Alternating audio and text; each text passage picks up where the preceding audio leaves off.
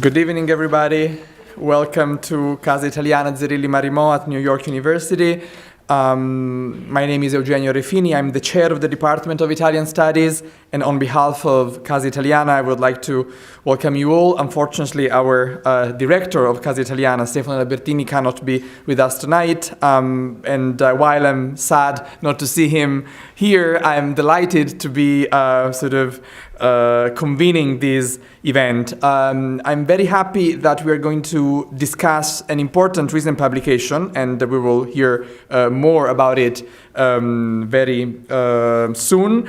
This is a special occasion, I would say, because we are going to talk about a book which in terms of scholarship is undoubtedly extremely important. In terms of its authorship is also very important, because this is a book by Giordano Bruno, the Italian philosopher who, as you all know, didn't have an easy life, and we will be reminded of the reasons why his life was not easy. A very interesting, of course, intellectual profile, that of Giordano Bruno, and the book which we are discussing tonight is one of the many which he wrote, which really did contribute significantly to the development of early modern philosophy, and I would say more broadly the history of philosophy, particularly within the European context. The reason why we are happy to be hosting this event tonight is also because this book came out with the Lorenzo da Ponte Italian Library, which is a collection of Italian books translated into English, or books about things Italian translated into English. It's a very important editorial project. We will hear more about it from the masterminds behind it. But it's also a project which Casa Italiana is very happy to support. So whenever a new book comes out, we're always very happy to have a presentation here. The book tonight, as I mentioned, is this one. Here, Lo Spaccio, della bestia, trionfante, the Expulsion of the Triumphant Beast, Giordano Bruno, edited and translated by Hilary Gatti, who's one of the leading scholars of Giordano Bruno, and more broadly a scholar of both Italian and English literature and history of the Renaissance. But more on all these very, very briefly, and I will actually leave the floor to the experts. I just would like to briefly say how we will go through the event tonight. I will introduce in a second Luigi Ballerini. Professor Ballerini is, former chair of this department, former director of Casa Italiana, a very good friend of the institution, and we're always very happy to see him back with us. And he will tell you more about the Lorenzo da Ponte Italian Library adventure. Then we will have a more formal presentation of the book by my colleague Nicola Cipani. I will introduce him in a bit. We will have a video contribution by Professor Gatti, and we will have time for Q&As at the end of the more formal presentation. So I would like to leave the floor to Luigi Ballerini, and please join me in welcoming Luigi back to the Casa Italiana. Right.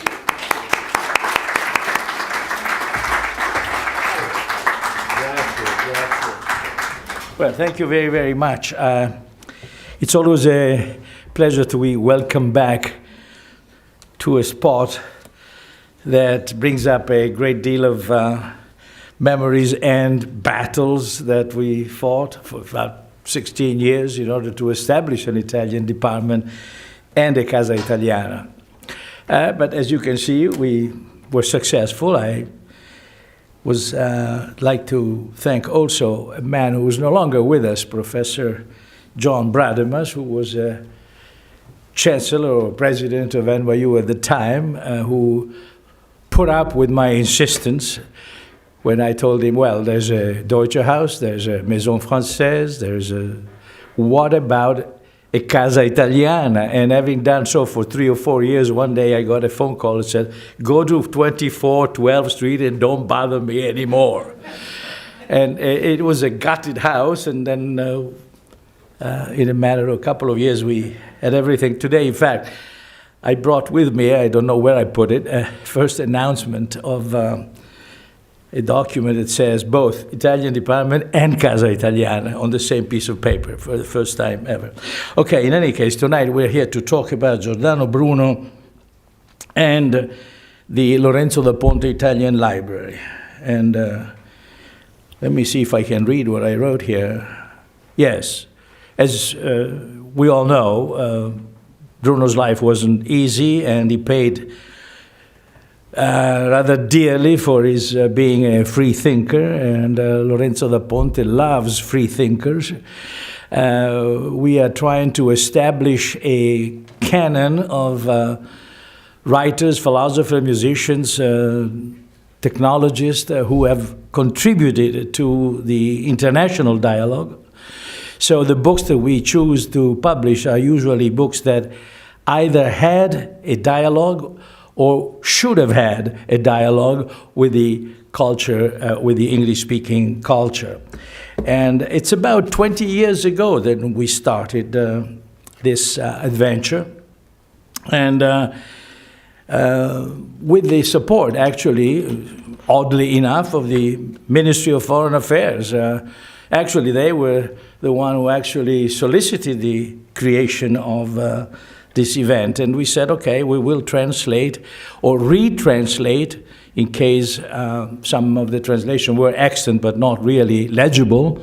So in a number of cases, we reissued books that were available or on the market, but not they were not really user-friendly, like On Crime and Punishment, for instance, a major book that all jurisprudential students ought to know, was available in translations that didn't make any sense. At least they didn't make any sense to me. I couldn't understand.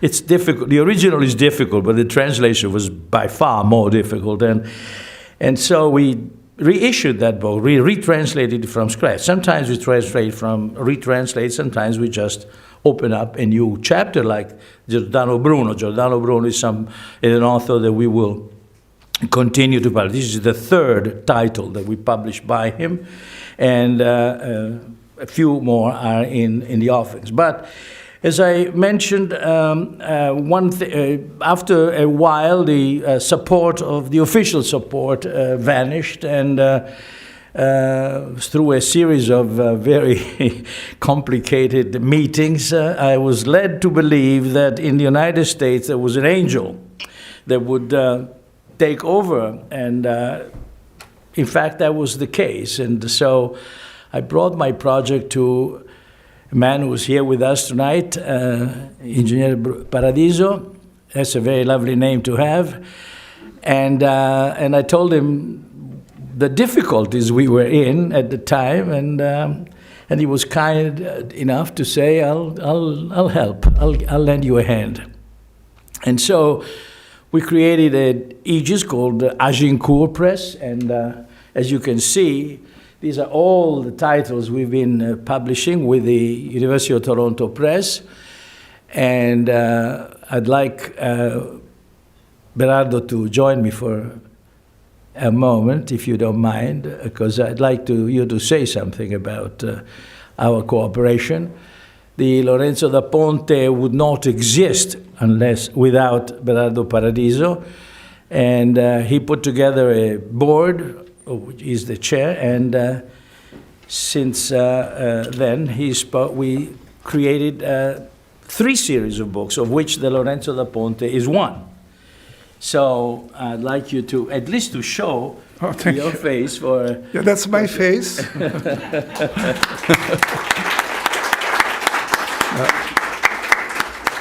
Everybody tell me that I have a beautiful last name, Paradiso, you see. So that's usually call me an angel, but I am far away to be an angel. I know, you know, it is always nice to be with people like you, that they are very, very deep in culture, in literature.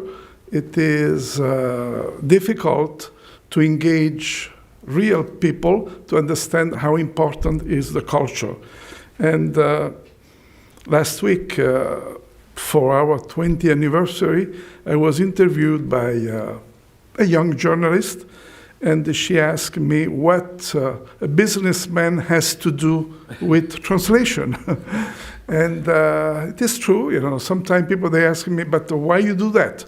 And I said, look, the reality is that business and culture, as much they operate in different circles, but they have a common denominator that is called resource, that is called money. And sometimes, depending who is in power, they don't understand the importance of the culture and how important is the past and how important is to let the young people, the present people, to understand the past, to shape the future. So we, business people, we have to intervene to support people like Luigi. Give him a round of applause, because Luigi is really... Luigi, besides being a great poet, writer, is a great man. He is really is something that there are very, very few on earth people like him. So when he said that I saved him, he really saved me, because he opened me a new way of being happy, because I think that being involved in this project, the Lorenzo da Ponte Library, it opened me a completely new way of thinking. I think that happiness has finally come to me, and peace, because I am feeling that I am doing something right for the future generation. But before I leave the floor, I want to thank the NYU, and then actually Stefano, that is not here, but you are replacing elegantly. Luigi, I said, Gianluca, that is we will see in a minute. This is the future, because we are, unfortunately... We're getting old. Yes. You're getting old. And I want to thank all of you supporting the Italian language and the Italian culture. So thank you very much. Grazie mille. Yeah, as I said, we had not staged this, and Berardo sometimes is hyperbolic, but it's so nice to hear him. Yeah. Okay, now I think we're going to have a little video in which the future generation, that is to say Professor Gianluca Rizzo, will explain how Agincourt and Lorenzo da Ponte work. And the efforts we are making to make the fact known as widely as possible, a task in which I would like to involve all of you, of course. Thank you. Hello everyone, and good evening. Thank you for being here. My name is Gianluca Rizzo, and I am with Luigi Ballerini, the General Editor of the Lorenzo da Ponte Italian Library. It is a pleasure for me to welcome you to the presentation of our latest publication, Giordano Bruno's The Expulsion of the Triumphant Beast, edited and translated by Hilary Gatti. First of all, I would like to thank our host, Director Stefano Albertini, and then Engineer Berardo Paradiso, the Chairman of the Agincourt Board of Trustees, and Professor Cipani, who will lead our conversation later on tonight. But also all the staff of the Casa Italiana Zerilli-Marimò. Thank you all very much for supporting the Lorenzo da Ponte Italian Library, its mission, and its work. And now I would like to share with you what we have been doing over the past year and a half to find some new ways to engage our audience. The Lorenzo da Ponte Italian Library and Agincourt Press have been building their social media presence, as they say, so as to make people aware of the wonderful books that we publish. We developed several formats for the different social media platforms: Facebook, Instagram, TikTok, X, formerly known as Twitter, and Spotify. We advertise our new publications, such as The Expulsion of the Triumphant Beast, and I should say we're very proud of this volume. This is the third collection of Bruno's Italian dialogues that we publish. So very, very excited to present it tonight. But that's not the only thing that we do on our social media. In addition to presenting new publications, we also give our authors, translators, and editors a chance to speak about their work and to present it directly to our audience through short interviews and readings from the books, which we then turn into micro podcasts and posts of different kinds. But who better to speak about this work than Sasha and Ruth, who materially have put together the posts, interviewed our guests, and edited the videos, and so on. So let's hear from them. And first, I'll introduce Sasha. Hello, my name is Sasha. My role at Agincourt Press is to capture the attention of audience through social media posts. On our social media platforms, you'll see various different types of posts. One example is a snippet from the author, translator, or editor, in which they will read an excerpt from the book that they find particularly interesting. And we'll see an example of that on our Facebook right now as I share my screen.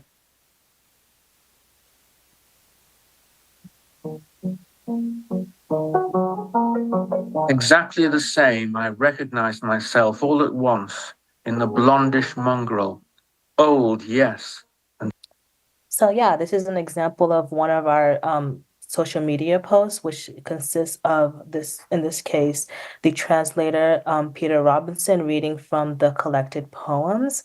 Another type of social media post we disseminate is stories, which consists of excerpt from the book, which we think the audience will find particularly engaging. And we'll see one example of that on our TikTok.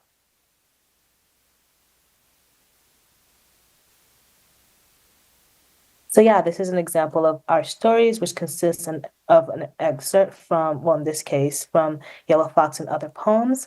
Besides Facebook and TikTok, we also have an account on Instagram, Twitter /X, and also Spotify. I turn it over to Ruth to talk more about the Spotify aspect. Hi, I'm Ruth. I am the voice behind our micro podcast series.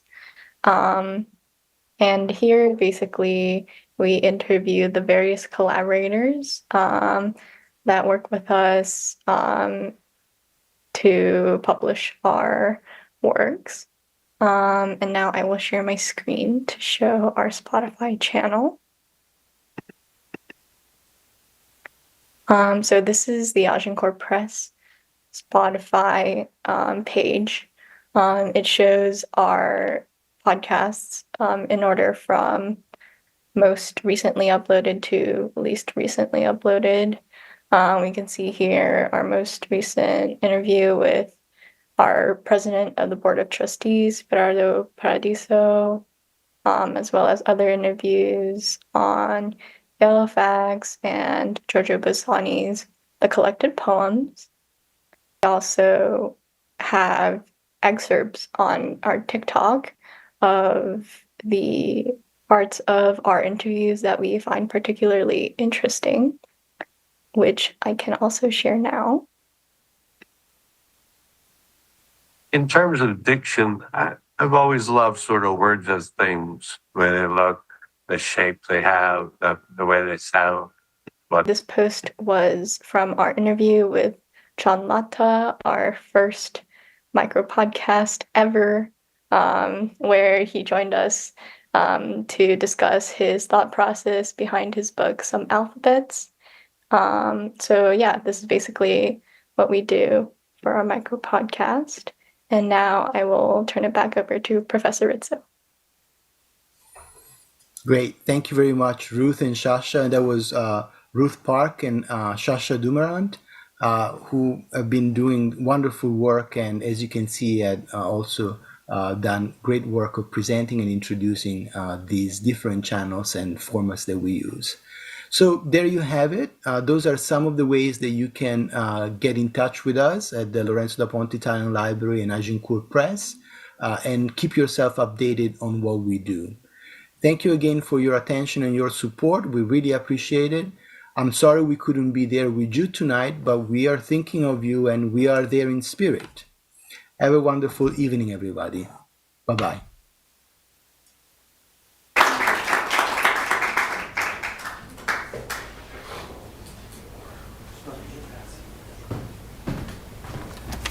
Okay, so I'm very glad that we had a chance to hear from the people who really run the Ponte Library. And now, very briefly, I will introduce the second part of our event tonight. And particularly, I'm really happy to introducing my colleague, Dr. Nicola Cipani, who is an expert of Giordano Bruno. And so we will hear from him about this very important book. I just would like to add one aspect which I would like to stress as a sort of general sort of element here. The fact that this book and the books of the collection are not just translations, but they really are tools also for scholarship. I mean, in this case, for instance, we have a great introduction by the person who translated and edited the book, which is really a piece of scholarship per se. And I think this is important to remember, especially in a moment when we, often happen to think about the question of translating things from other languages into Italian. I was reminded this morning at a different event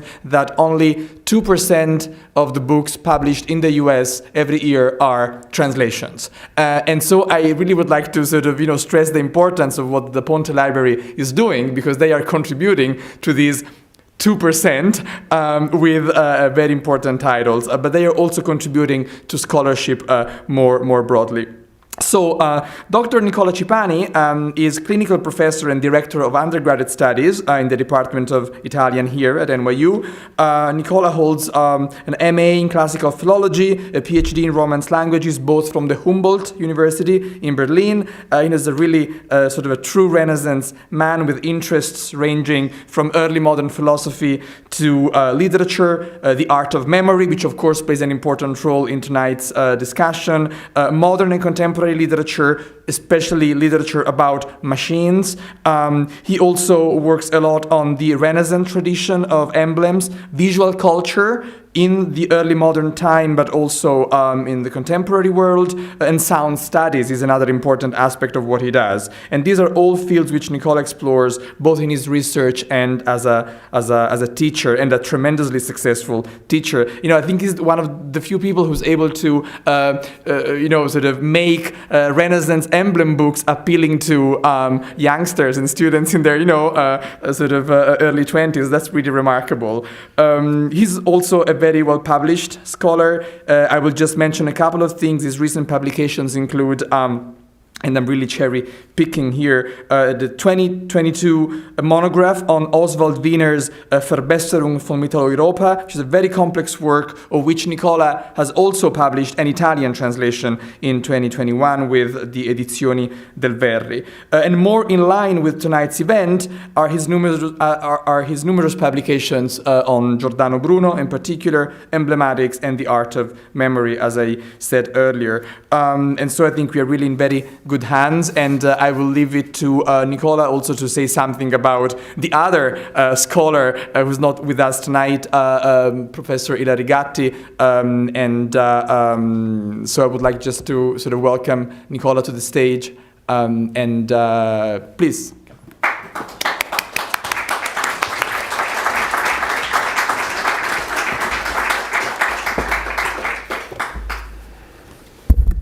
Thank you, Eugenio. Thank you so much for the introduction. Thank you for the opportunity, Luigi. And I will actually first introduce Hilary Gatti as the scholar who should be credited with the actual achievement here is like this important publication, as Eugenio said, not simply a translation, but also a scholarly tool, very important to tackle such a difficult author like Giordano Bruno. And Professor Gatti could not be here with us tonight or also in live form because she is in Italy currently, and however, she agreed to record an interview in which she will explain, she will kind of lead us into this book. And so I will just give you first a brief introduction on Professor Gatti, and after we're going to see her video, after which I'm going to just give you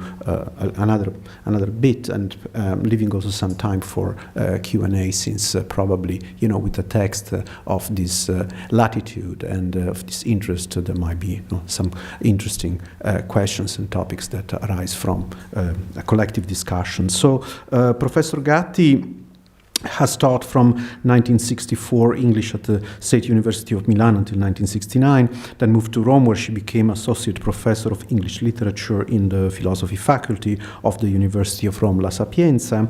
She retired from teaching in 2007. She has been an honorary fellow of University College London and the University of Auckland in New Zealand, was a member of the School of Historical Studies of the Princeton Institute of Advanced Study in 2006. She has published widely on Renaissance literature and philosophy. Festschrift in her honor, edited by Martin McLaughlin, Ingrid Rowland, and Elisabetta Tarantino, was published by Legenda in 2015. With the Princeton University Press, she has published essays on Giordano Bruno and ideas of liberty in early modern Europe, from Machiavelli to Milton.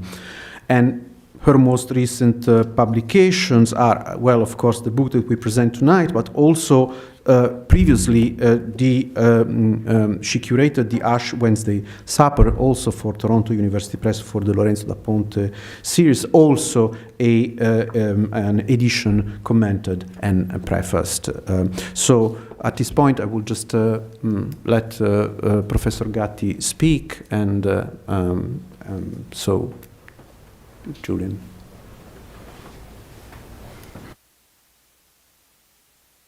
Good evening, everybody. It is a pleasure to be with you, even if from remote. I am presently in Italy. And I wish to thank Luigi and Berardo for this opportunity to talk about Giordano Bruno. I shall be saying a few words about my upcoming new text, translation, and comment on the dialogue Bruno wrote and published in 1584 in London with the title Lo Spaccio della bestia trionfante, or in English, The Expulsion of the Triumphant Beast.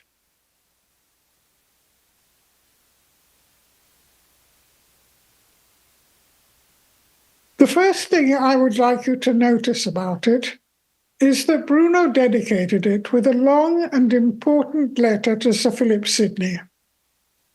One of Queen Elizabeth I's most famous and cultured courtiers, Sidney had already been praised by Bruno for his intellectual refinement in previous works. The dedicatory letter Bruno writes to him as an introduction to this text is often dismissed with only a few words by Bruno's commentators. I think that is a mistake. Bruno gives it the title of an explicatory letter, which makes it into something far more than a mere courtly compliment. Bruno is telling Sidney and his readers how he wants this work to be understood. If you read my edition of this text, which I hope you will, please do not skip over the dedicatory letter. Read it with great care. I have underlined its importance in my introduction with what I can only hope is a substantial comment.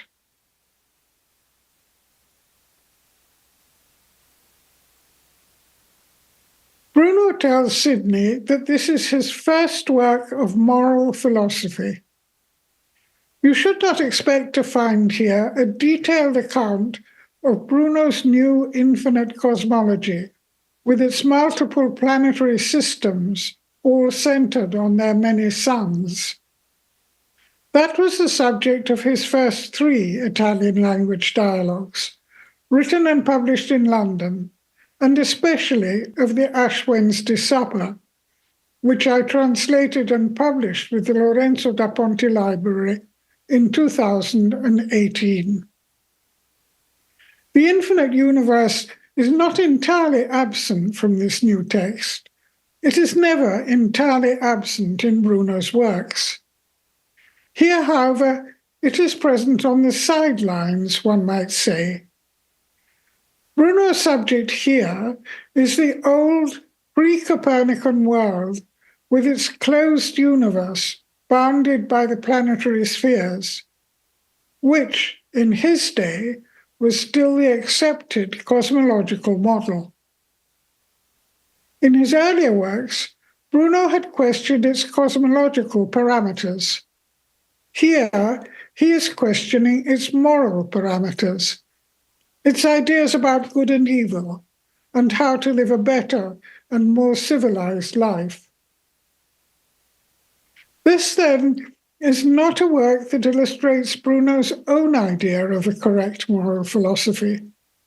His own moral philosophy, he tells Sidney, will follow in a later work. Here Bruno reminds his readers that a first form of morality has already been defined in terms of the traditional vices and virtues. These have dominated the history of his world from ancient times until the 16th century, in which Bruno is living and writing. The European Renaissance world, we need to remind ourselves, founded on a Christian culture. A clear distinction between good and evil, virtues and sins, the sheep and the goats, has dominated for centuries the history of this world. We can now interpret Bruno's title to this work. The beast, as tradition and biblical precedent require, stands for evil, and as such, it must not be allowed to triumph. Rather, it must be expelled. Bruno's purpose here, he tells Sidney, is to investigate the ways in which these contrasting categories of good and evil have become so ingrained within our moral consciousness, sometimes with justice, but at other times, he warns his readers, glorifying things which are only worthy of blame. So, in the history of this old pre-Copernican world, what things were worthy of glory and what were worthy only of blame?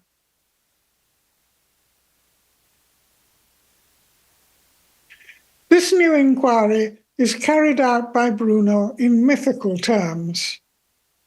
The main text, which follows the letter to Sidney, presents us with a scenario recalling the religious beliefs of ancient Rome. High up in the sky, beyond the Milky Way, a council or senate of the ancient gods is being presided over by Jupiter. The reason given by Jupiter for calling the gods together is that a new religion is arising, which is threatening their existence. In order to survive, the gods of classical antiquity must reform their ways. Jupiter recites a dramatic mea culpa. He has indeed, according to ancient classical myth, committed many sins requiring penitence. Multiple rapes, assassinations, acts of violence and deceit. Jupiter now proposes a round tour of the zodiac in order to examine each of the astrological signs. Together, the gods will condemn and expel their beastly qualities and decide what virtues should take their place. Chastity, for example, must replace the far freer sexual practices of the classical gods. Charity, or what Bruno calls philanthropy, must take the place of opulence and luxury, and so on. As the celestial reform unfolds, it becomes clear that a classical Greek and Roman sky is being replaced by a Christian canopy of virtues. By the end of the story, Jupiter has clearly converted to the new religion, as of course happened in the final centuries of the Roman Empire, when it accepted Christianity as its official religion, opening the way for the history of medieval Europe and beyond.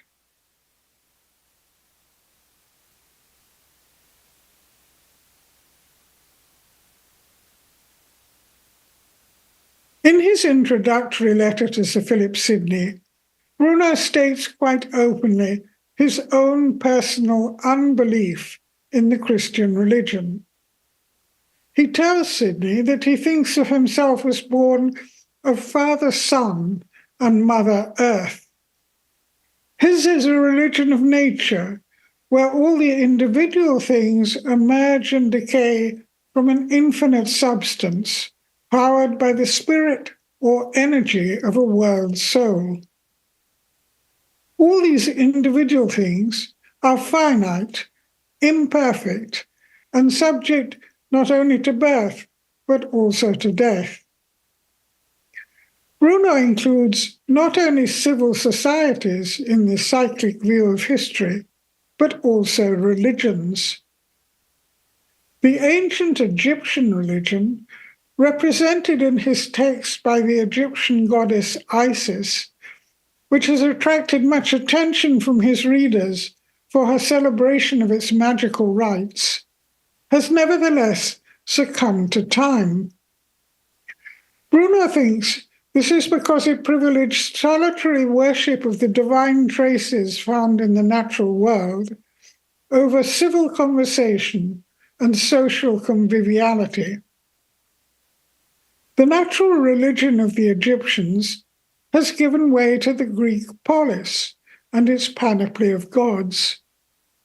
These, in their turn, have been inherited by the ancient Romans, who transformed Greek Zeus into Roman Jupiter as the god of gods. When Rome converted to Christianity, the ancient gods remained as images in people's minds.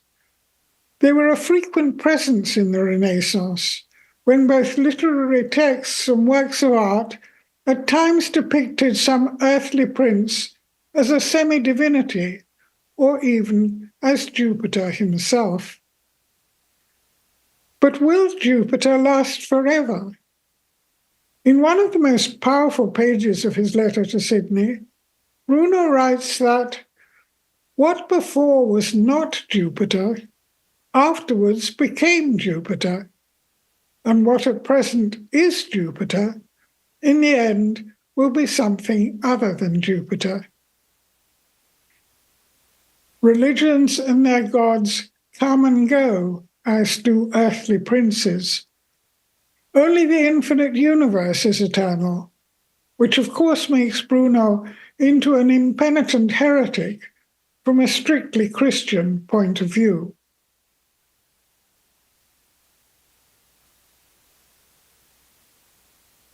Jupiter is being satirized in many parts of this work, both in his ancient Roman and his modern Christian manifestations.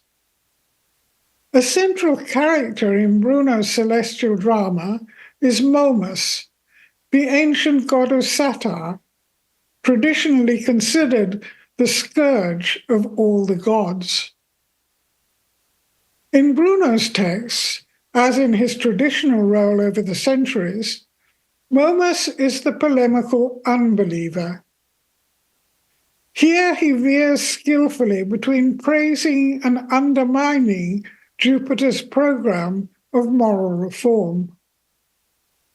Frequently, he points out the inconsistencies or self-deceptions implicit in the newfound reforming zeal. When Jupiter finally converts to the new religion, which we may suppose was Christianity, as the Roman Empire did in its final years, Momus maintains his position of religious unbelief. He criticizes the Holy Trinity as a logical absurdity and the new god as a centaur, always half man or beast. When Jupiter insists on his acceptance of the new religion, Momus agrees to worship at the new altar, only to please Jupiter and his fellow gods, making it clear that he has not become a true believer. As in his traditional classical role, Momus is constantly on the verge of expulsion for his biting and irreverent tongue. But although there is much of Bruno himself in what his Momus says and believes, it would be a mistake to identify them too closely. Bruno, in his letter to Sidney, warns his readers against identifying him with any of his characters.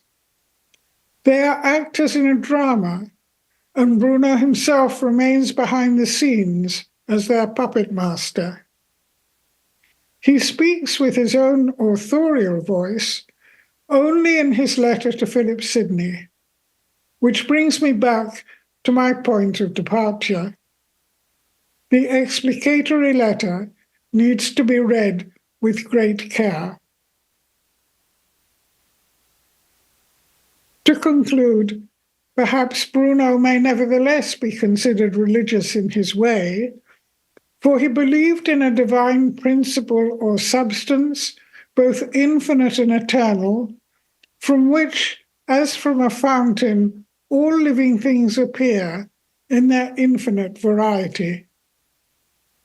Only by projecting the mind towards this divine substance is it possible to know God and reach perfection.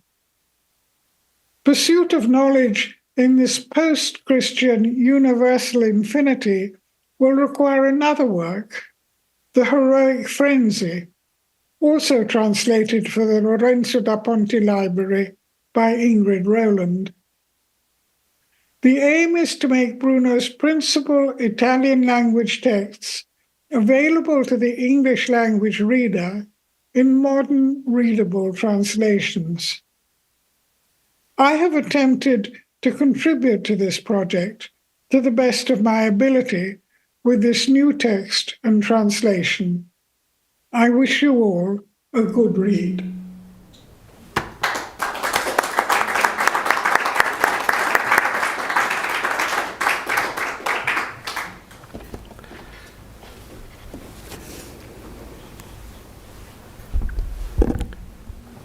All right, so in the famous French encyclopedia edited by Diderot and d'Alembert, there is an entry on Giordano Bruno, and that entry is actually written by Diderot himself. And this is these are Diderot's words.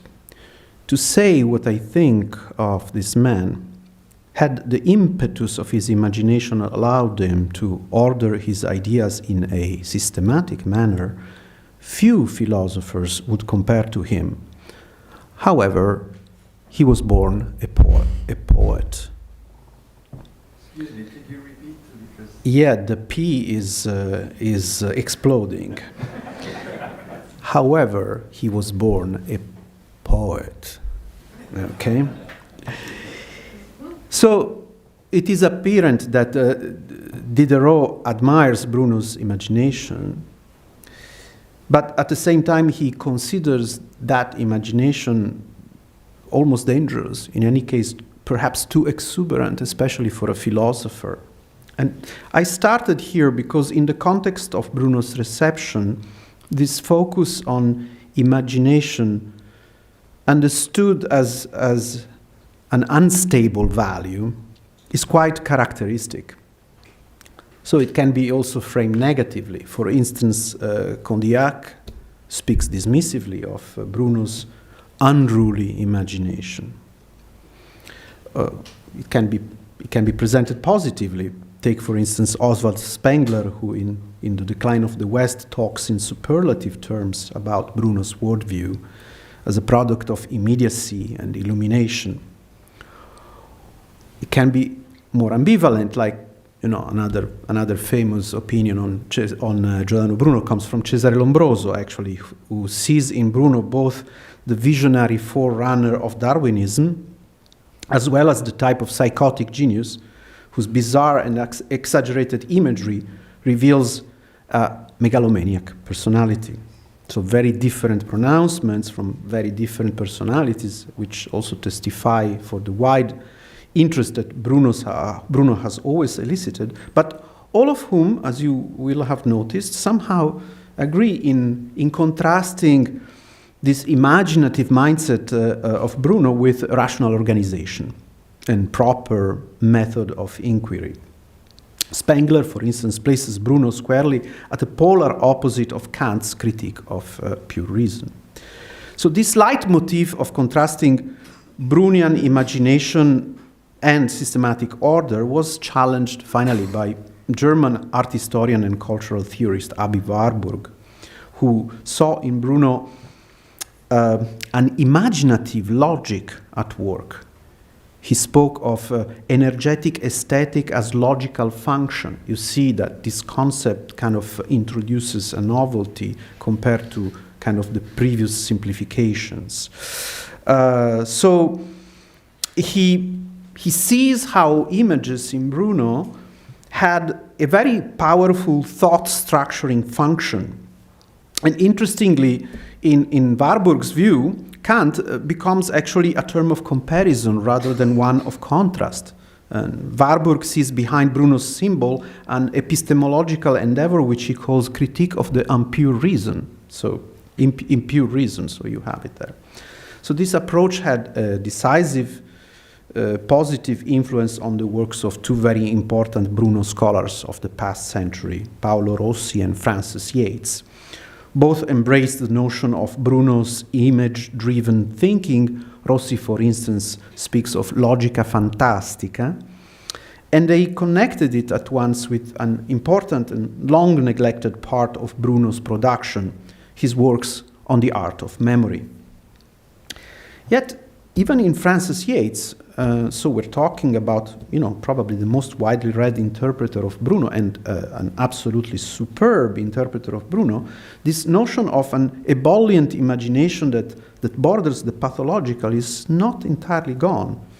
In fact, in a few instances, Yates appropriates the Lombrosian perspective of an underlying borderline disposition. There are, I think I know at least two passages in which Yates uses the word megalomaniac to describe Bruno.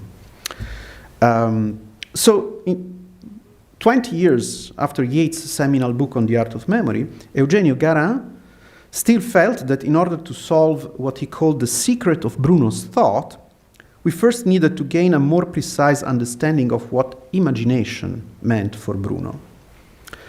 And indeed, during the last few decades, scholars have begun to explore Bruno's imagery and logica fantastica more closely, analyzing his leading metaphors, detecting sources, historical references, finding applications for his arcane figures and wheels.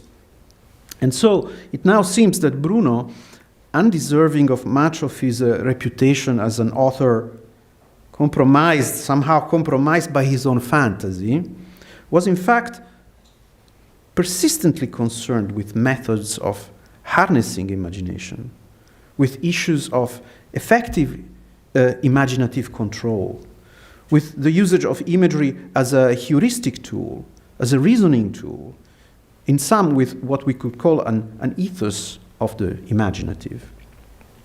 And here we are landed at ethics and imagination, and ethics and imagery, and those are the two big ingredients that make the actual theme of the evening, since the expulsion of the Triumphant Beast, as you have gathered from Professor Gatti's speech, is a cosmic tapestry of virtues and vices, a moral program that takes the whole sky as a canvas, with a bounty of imagery provided by the 48 Ptolemaic constellations. So you have heard the recommendation by the volume's curator, Professor Gatti, not skip over the dedicatory letter with which Bruno introduces his work, and I will now add my recommendation that you do not skip her introduction, which is in fact, as my colleague Eugenio Refini has mentioned, a robust and comprehensive 60-page long essay on this work. So you will need this introduction along with the explanatory notes. It will help you in identifying structure that is a logically and historically grounded discourse behind the phantasmagoric parade of figures offered by Bruno. So I'm saying this because I see this work also as yet another contribution to a more historically and logically founded approach to Bruno's imagery. And the need for such a tool is not only due to the sheer latitude of Bruno's exposition, but also to the multiple function of his characters, which can hardly be mapped onto a one-dimensional interpretive model, onto a single allegoresis. So we hear Jupiter speak in various occasions like an Egyptian Jupiter, but also like a Hellenic Jupiter or a Christianized Jupiter, or a savvy ruler mindful of the civil and political mission of religion, or even just as a pure subject toiling with virtues and vices. Or, the Gigantomachia, the battle of the giants, gods and giants. Is this just a mythological account? Is this yet another account of the toils of the individual with virtues and vices? Is this an allegory of the wars of religion that were happening in France? So the reader is presented with compenetrating allegories. So an ancient allegory with underlying historical narratives, such as the Hellenization of the Jews, or the capitulation of Hellenism to Christianity on the one side, and on the other, I am quoting now from the intro, a modern Christian allegory reflecting the deep divide that the 16th century witnessed between Catholic and Protestant Europe. So you see why the task of the interpreter is particularly daunting, and here I think that Professor Gatti's strategic focus on Bruno's explicatory letter has paid real dividends, because it grounds her reading in the material conditions and political climate Bruno was facing at the time.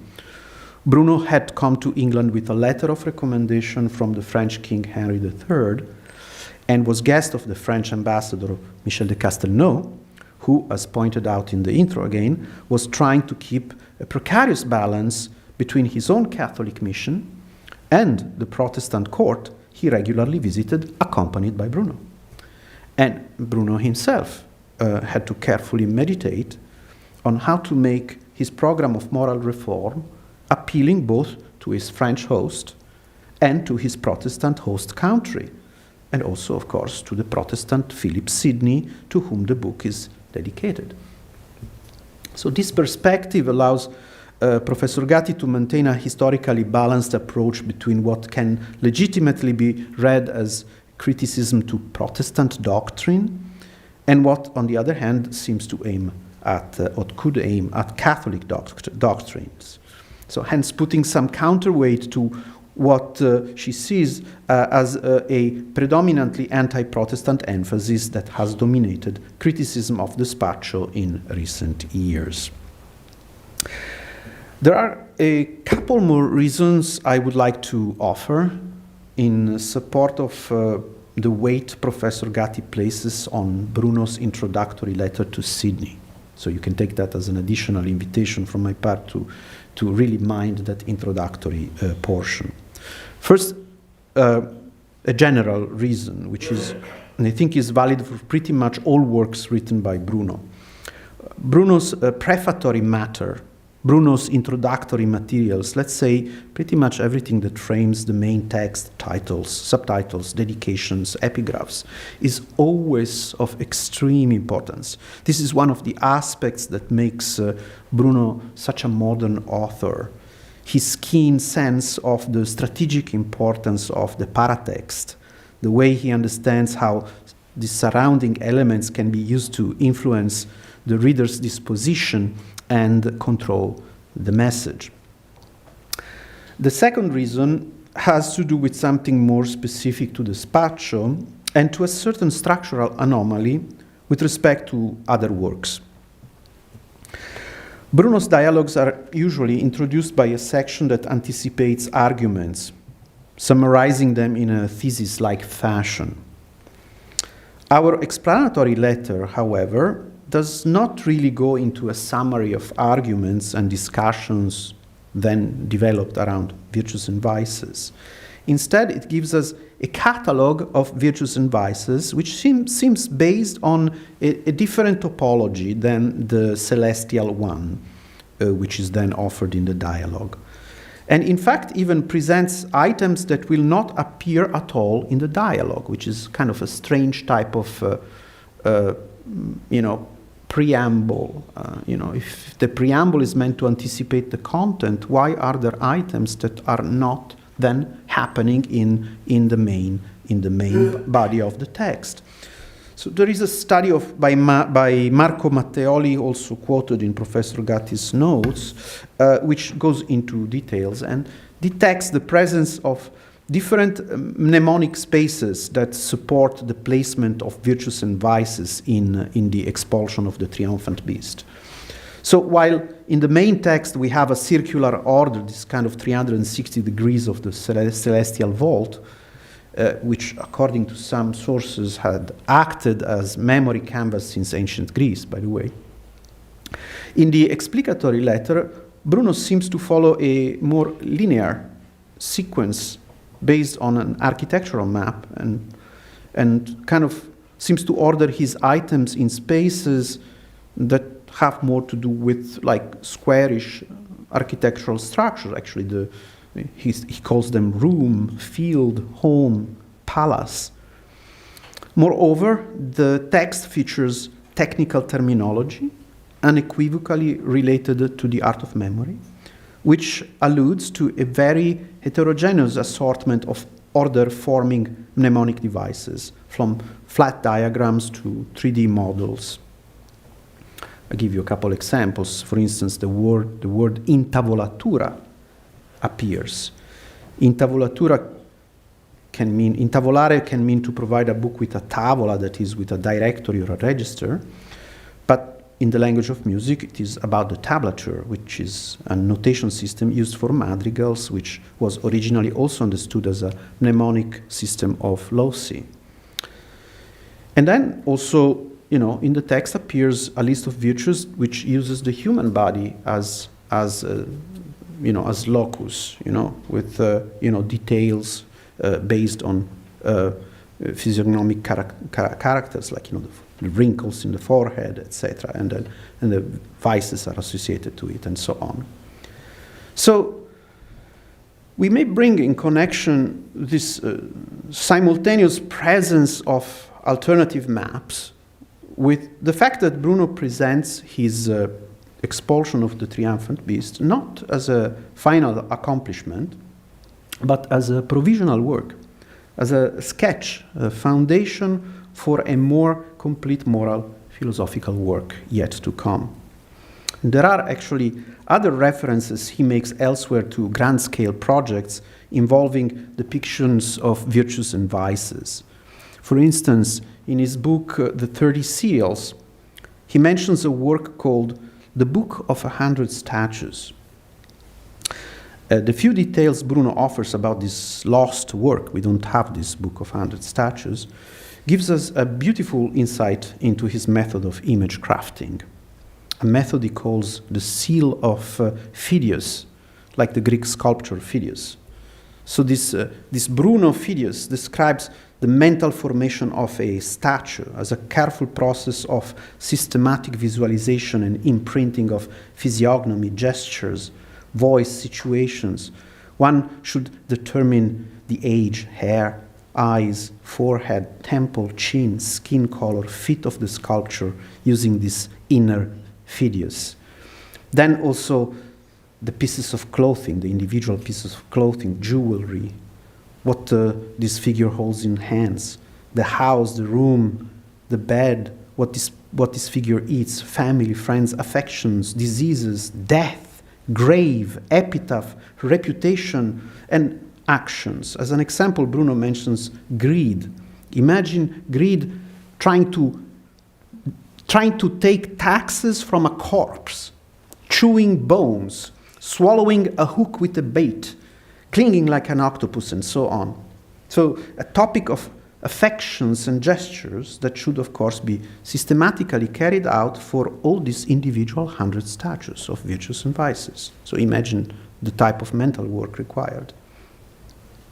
So what contributes to the mood and drama of the scene is not just a pictorial element, because this sensitive sculptor is given ample access to synesthetic means. For instance, the soul of a sinner should be designed as a room smelling of sulfur with burning walls, frightening ghosts instead of curtains, something like that.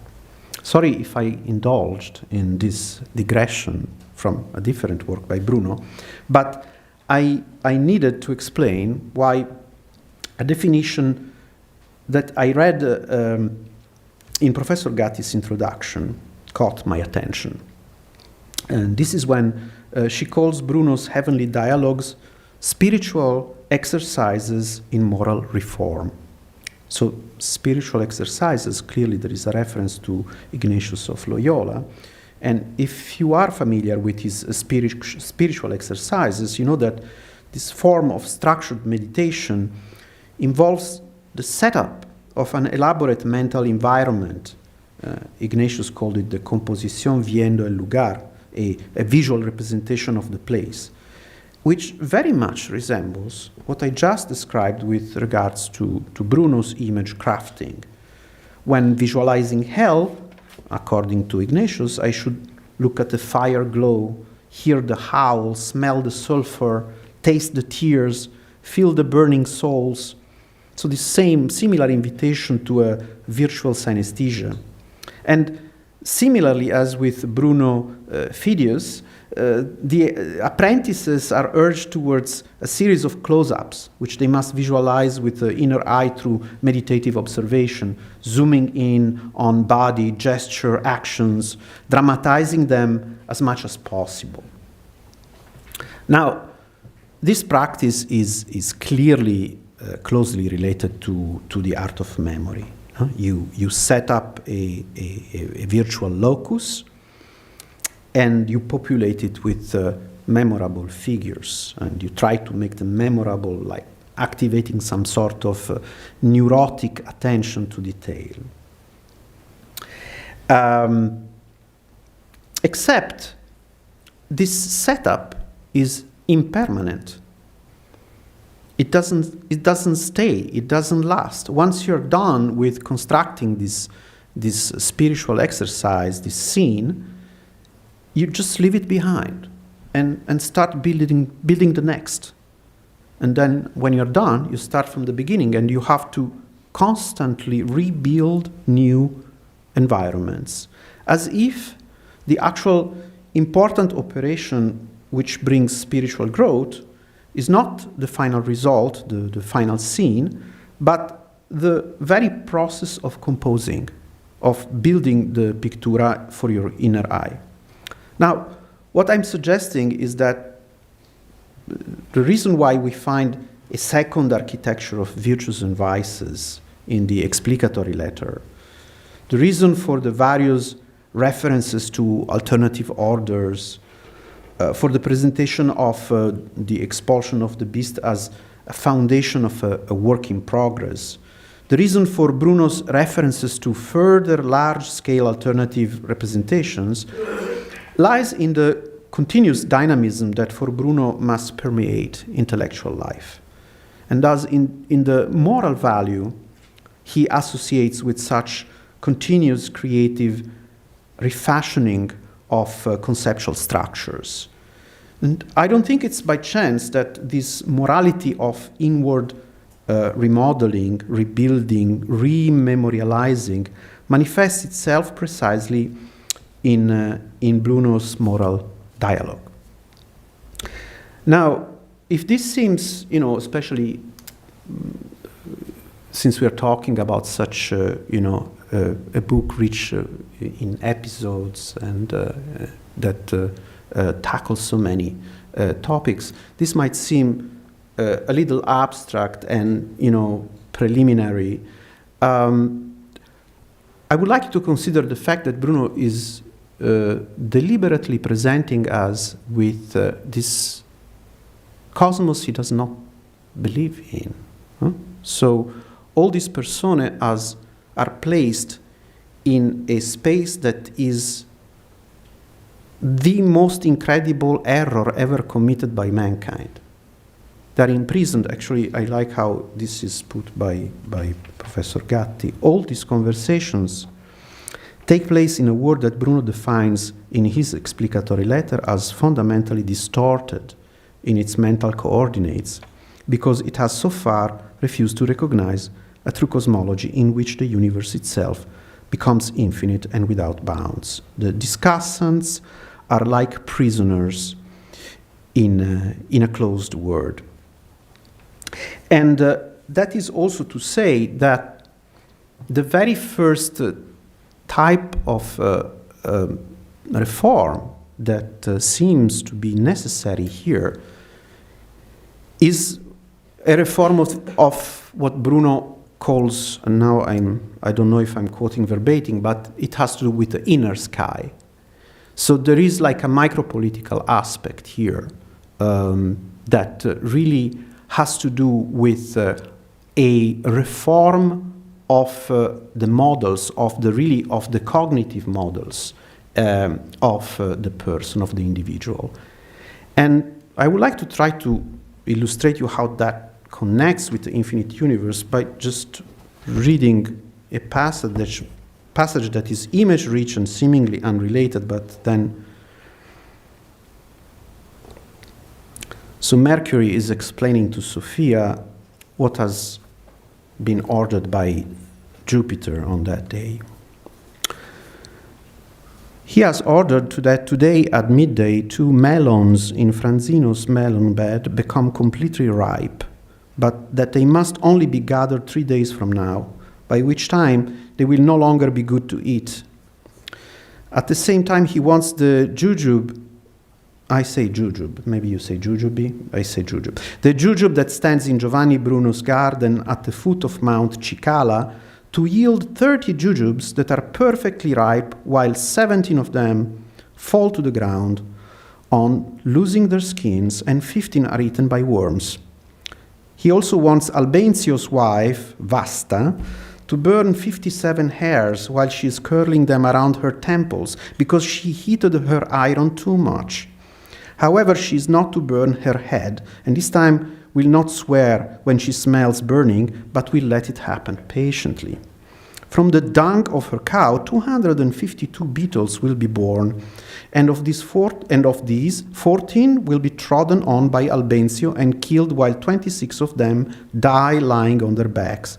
22 live on in the cellar.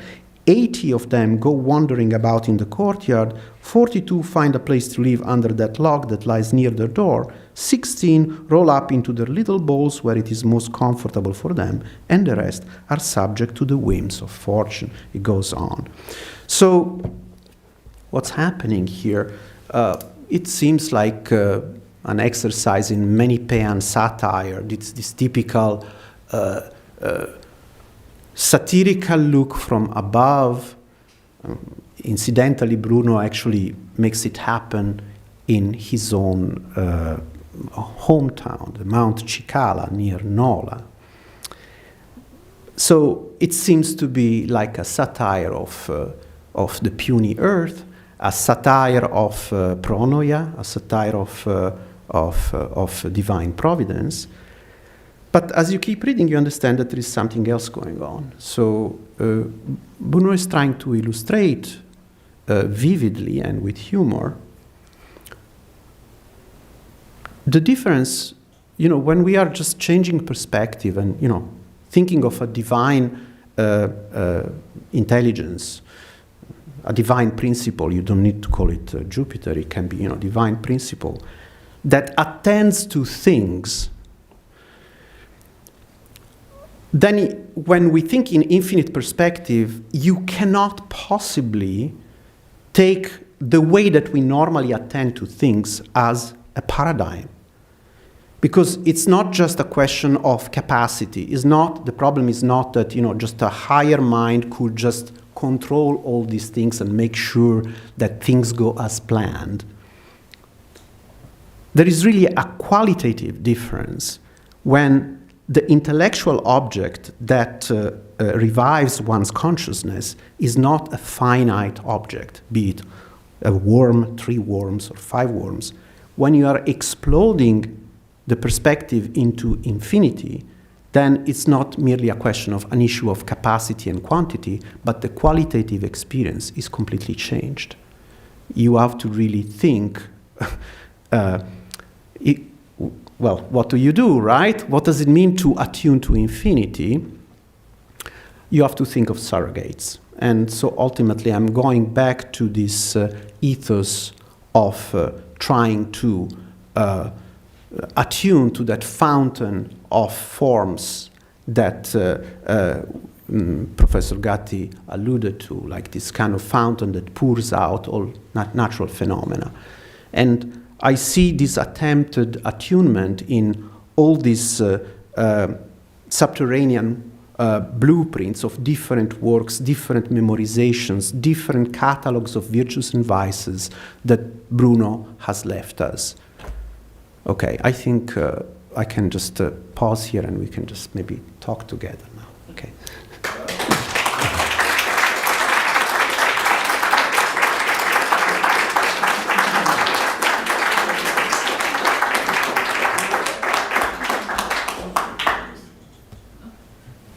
So we have a microphone, and we don't need a moderator. We just, you know, if you have questions or remarks, or anyone wants to say something, yes. Yeah. Yes. I'm not an Italian speaker, but I have a question about the title, in particular about Spaccio. Yeah. It seems to be a very unusual Italian word that perhaps has roots in spe, which is the... you know French dépêcher? Dépêche-toi, hurry. No, I'm an American. Do you know dispatch? Dispatch, yes. Good, Yeah. that comes close, that's it. Or the spade, the pulling out, stretching. But it seems that the title itself has built into it a lot of ambiguity, because if the beast is simply evil, how is it triumphant? And didn't in Nola, Spaccio, wasn't this a type of negotiation in the marketplace? Yeah, still, however, with the idea that you get rid of stuff. You know, so Spaccio, because I just give it away. So it's a departure, yeah? But nevertheless, yes, your question about the ambiguity of the title is very good, because in fact, on the one hand, you want the beast to live.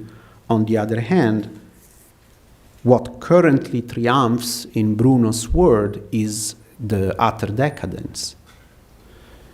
So how, you know, he put his energy behind an attempt of reform. Whether he felt positive about it, it's another thing. He tried really till the end, even after being imprisoned, you know. He tried, he was hoping that he could persuade. And one other question, which is on the other end of the book and the lecture here is, do you have any thoughts about what exactly it was that he was deemed heretical? That he was being? That he was convicted of heresy for? Because it seems like that's ambiguous as well.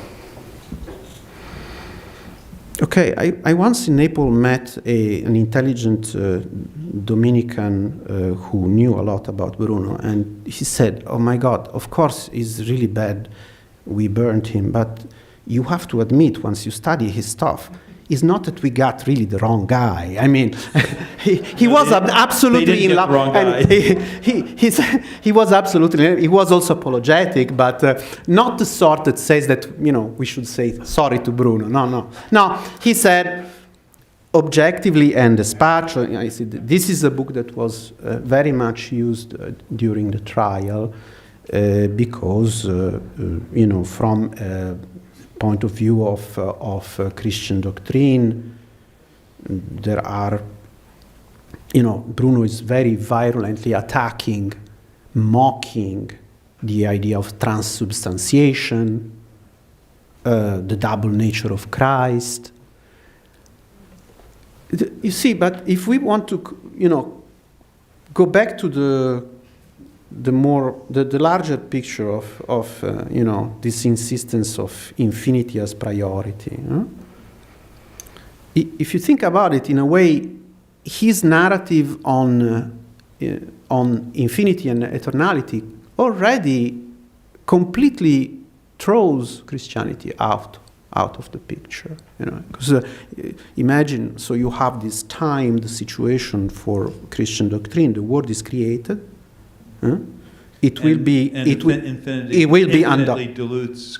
undone one day, and actually when Christ comes down, it means that basically he presses the countdown button for the whole thing to explode, right? So Christ is actually, the arrival of Christ means that we are closer to the final moment where then the world is going to be basically tucked back into God's pocket. So Bruno says, no, there is no way that matter behaves like that. And then once you stretch everything into infinity and eternality, so Christianity is already dissolved. But had he left it at that, maybe he would have had a chance. The fact that he was more upfront about his sentiments towards Trinity, towards the Eucharist, etc. Another consideration needs to be done with regards to the political and civil opportunity of Catholicism.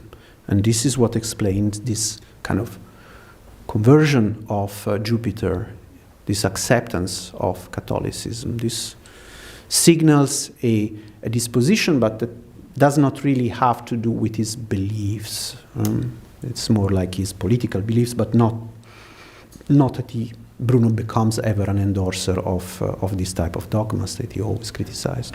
So yes, there was a problem indeed,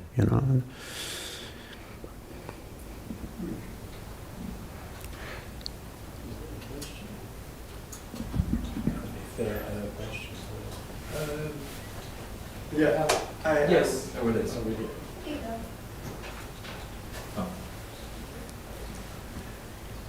I was curious to hear about the involvement of Bruno in the occult, and in what way that was influencing even the statement regarding the existence of extraterrestrials. Yeah, Bruno is convinced that, okay, can I treat them as two different questions? Okay.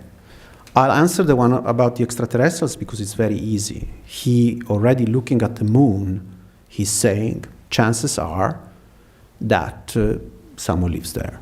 It's very simple. He's making a comparison with, he's making an analogy with when he was a child and took a walk from his Mount Cicala to the Vesuvio. If he really did that walk, it was a good 15 kilometers, 18 kilometers through, the bushes, etc. But, he says from afar, the Vesuvio looks barren and lifeless. But once I got there, it was all luxuriant and full of life, and then I turned back to Mount Cicala, and it looks barren. And Vesuvio talks to me and says, hey, stay with me, I'm great, and don't go back there, that's horrible. And that's what he says, no, I actually think that both places are good, there's no difference, I have learned, and so I might as well just go back. Huh? And so Bruno always signs himself, the Nolan. He doesn't need to say Napolitan, he doesn't want to say Napolitan, doesn't want to be credited with a larger city, he stays with a particular, because that's one way, another paratextual way to reassert the principle that there is no such thing as a quintessential noble matter and another matter that is less worth.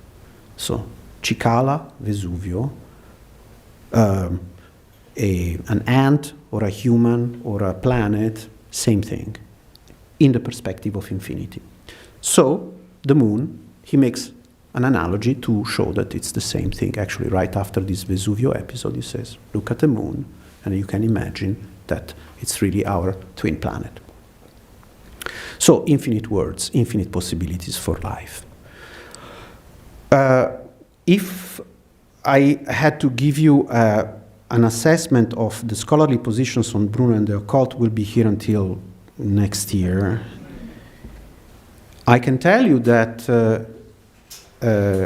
well, there is an unequivocal interest from Bruno for magic, for the crafting of images that may have a certain power.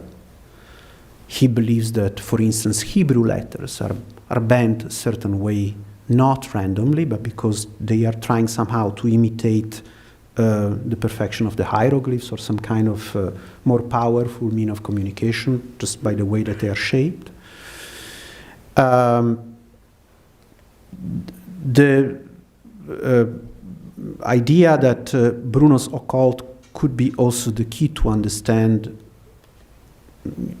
the key to his real thinking, has been part of what we could say it's like the Yeats thesis, right? So you have this very powerful assessment by Yeats that essentially confides in discovering more about what we don't know about Bruno through his interests for the occult, And perhaps in the last years we have seen that some of his devices, some of his wheels, they work even just fine, even without any occult implication. But this is kind of a start of a long conversation that we might have. But if you are interested in that aspect, my recommendation would be that you read his book titled On Magic, which is actually translated in English fairly well, with commentary. Thank you. Sure. Yes. It's okay. Thank you. Well, first of all, I'd like to thank you for this very beautiful sure. It's a pleasure. contribution, and I really admired your questioning Hilary Gatti on very precise questions, and in fact, one of your questions elicits my question. She seems to imply that Momus is not the voice of Bruno. I'd like to know, what do you think about that? Yeah, Bruno really has built a lot of filters between us and his voice. The Spaccio is incredibly mediated already from the wrong chamber, right? Those voices come from the wrong place, this cosmos that is false. And Momus sometimes is on the wrong track, yes. He is, of course, as an ideal figure, because of this paresia. Of course, this is a trait of his character that Bruno was certainly identifying with.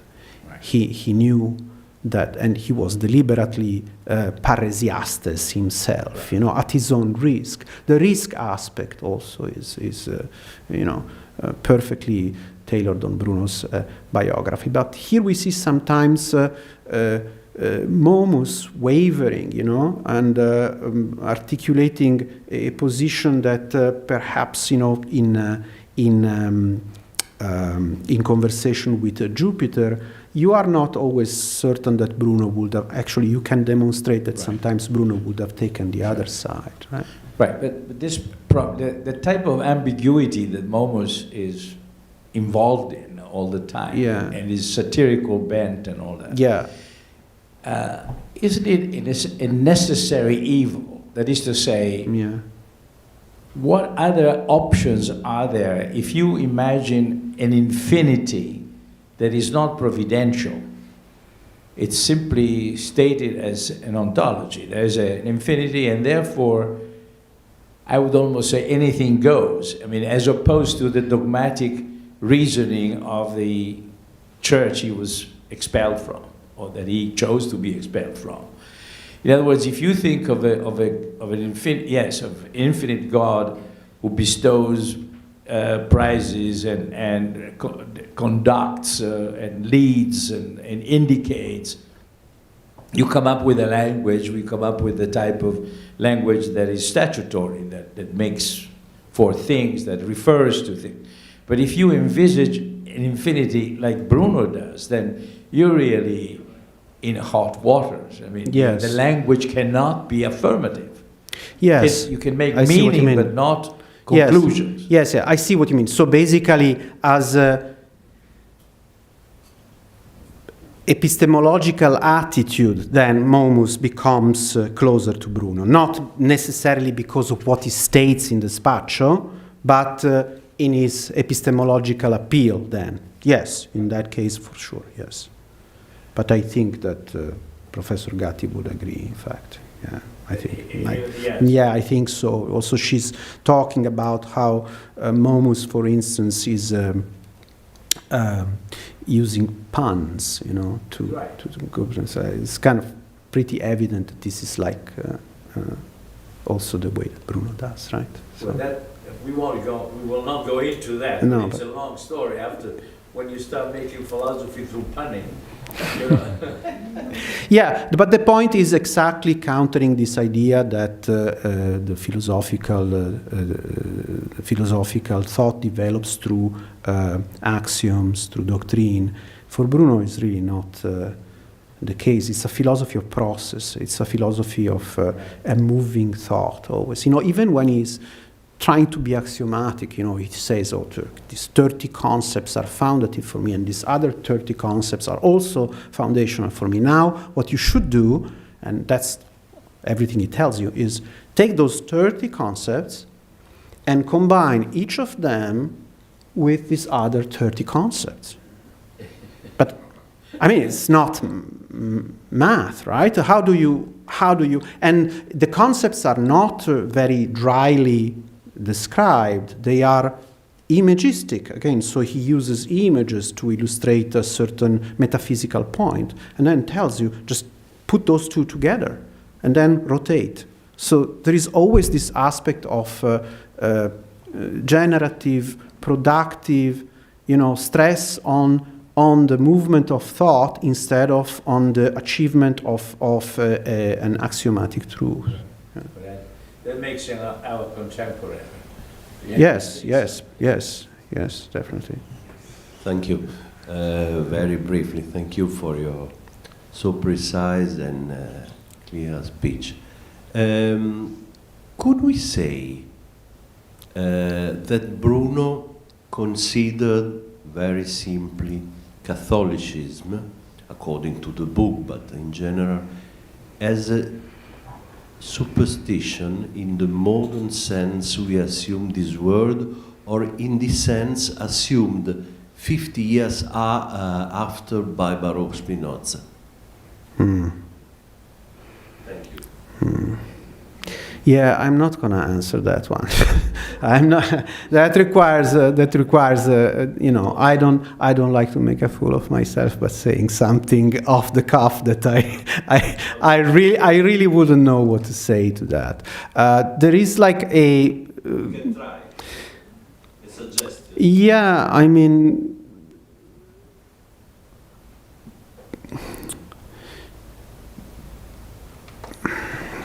No, because of the magic element, yeah. The difference between his thought by the very rational thought of Spinoza is that in Bruno, as you explained perfectly, the magic element is very magic.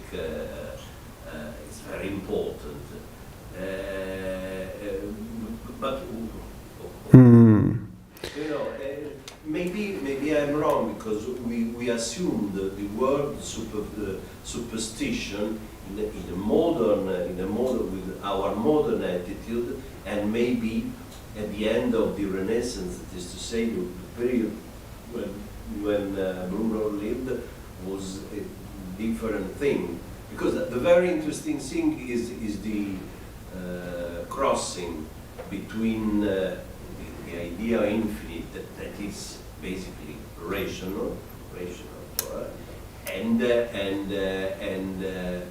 these magic elements, this reference to the Greek-Roman mythology, pardon, that I don't want, I can't, I will think. Thank you anyway. We'll think about that, Andrea. I'm not sure how I would reply to this. The superstition, I don't know. It's you know, when Bruno, particularly now in the context of the Spaccio, when he's trying to assess, you know, a civil political mission for Catholicism, he's thinking more in Machiavellian terms. Okay. That's very interesting. So I think it's a different direction. It's a different direction, I think, than, you know. So. Okay. Right. I think we can wrap things up, and I would like to thank. Thank you. Nicola. Thank you.